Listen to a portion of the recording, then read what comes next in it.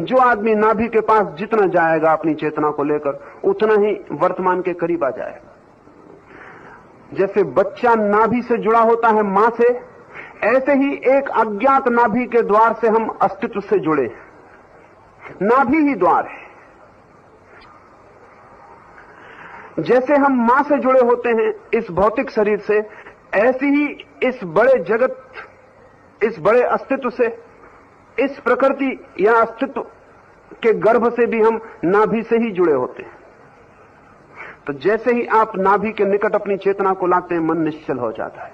Jesus का बहुत अद्भुत वचन है, शायद ही ईसाई उसका अर्थ समझ पाए। जीसस ने कहा है कि तुम तभी मेरे प्रभु के राज्य में प्रवेश कर सकोगे जब तुम छोटे बच्चों की भांति हो जाओ। लेकिन मोटे अर्थ में इसका यही अर्थ हुआ कि हम बच्चों की तरह सरल हो जाएं।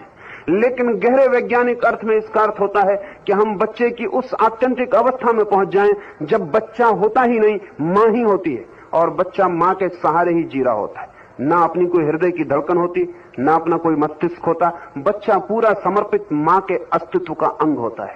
ठीक ऐसी ही घटना निश्चल ध्यान योग में घटती है। आप समाप्त हो जाते हैं और परमात्मा के साथ एक ही भाव हो जाता है।